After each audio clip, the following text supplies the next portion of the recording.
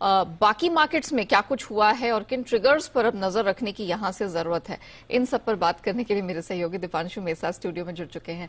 दीप, आज global markets के लिए आप छुट्टी ले सकते थे ना, लिंक मिलनी भी चाहिए थी आज तो छुट्टी इनफैक्ट। सो क्या हुआ, अभी कुछ हुआ है यहाँ पे, कहीं नजर रखनी है? स्टेबल संकेत है, कुछ ऐसी बड़ी बात नहीं है। ऑब्वियसली यूएस का हैंडओवर नहीं है तो वहां से कुछ आपको ना तो पॉजिटिव ना नेगेटिव मिला है। और डाउ फ्यूचर्स कल भी अच्छे दिख रहे थे, आज भी अच्छे दिख रहे हैं, हालांकि वॉल्यूम्स बहुत कम है, सीमित दायरे में। आज भी हाफ डे होने वाला है तो इस पूरे हफ्ते कम वॉल्यूम्स रहे यूएस में, वहां से तो कोई परेशानी नहीं है।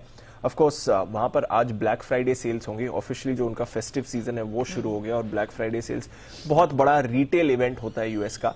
तो पिछले साल के मुकाबले इस साल किस तरह की रहती है ब्लैक फ्राइडे सेल्स, बढ़ते इन्फ्लेशन का मांग पर अगर कुछ असर पड़ा है, या जो धीमेपन की बात हो रही है क्या मांग पर या कंज्यूमर स्पेंडिंग पर कुछ असर पड़ा है कि नहीं, आज ये पता चलेगा। तो ऑफ कोर्स मंडे तक का सारा डेटा होगा हमारे सामने, देखेंगे कैसे रिएक्ट करते हैं, बट इस पर रखनी है आपको नजर। इक्विटी मार्केट्स में यूएस में हाफ डेज जरूर है, बट बॉन्ड मार्केट्स आज पूरी तरह से बंद हैं यूएस की।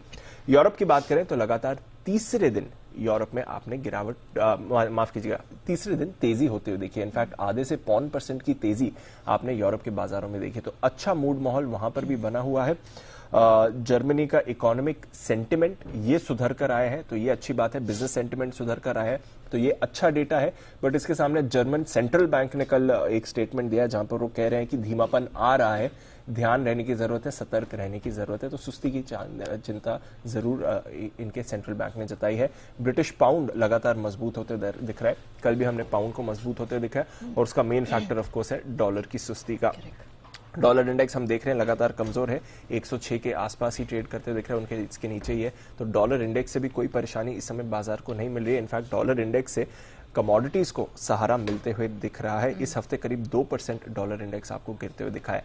कच्चे तेल पर आते हैं, कहीं नहीं गया है, $85 के आसपास ही आपको ब्रेंट हवर करते हुए दिख रहा है। इस हफ्ते ऑफकोर्स थोड़ा वॉलेटाइल एक्शन जरूर रहा है।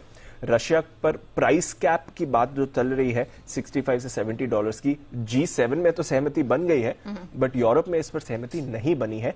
आज भी मीटिंग होगी इस पर, देखते हैं क्या सोच विचार होता है, क्या डिसीजन निकल कर आता है। बट G7 का डिसीजन और यूरोप का डिसीजन जरूरी नहीं कि सेम हो, बट एनीवे तेल के प्राइस पर तो प्रेशर पड़ा हुआ है। और दूसरी बात जो हम देख रहे हैं, एक तो अमेरिका में भंडार बढ़ा था, दूसरा चीन में लॉकडाउन लगे हुए हैं, बीजिंग में लॉकडाउन लगा हुआ है, तो उससे भी मांग पर चिंता बनी है। तो 2 महीने के निचले स्तर पर है कच्चा तेल, कोई परेशानी की बात वहां पर नहीं है। नेचुरल गैस बड़ी तेजी के बाद अब लगातार 2 दिनों से आपको गिरते हुए दिख रहा है, वहां से भी आपको कोई परेशानी नहीं आ रही है।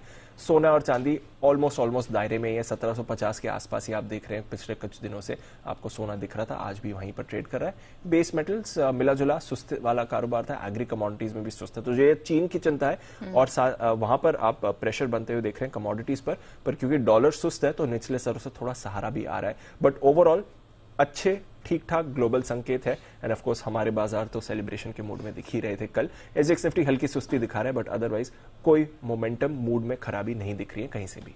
तो कह सकते black Friday sales international market में हो रही है, रिटेल फ्रंट पर हमारे मार्केट्स उसे पूरी तरह से सेलिब्रेट करते हुए दिखें। शुक्रिया दीप, वो पूरी डिटेल्स दर्शकों के सामने रखने के लिए।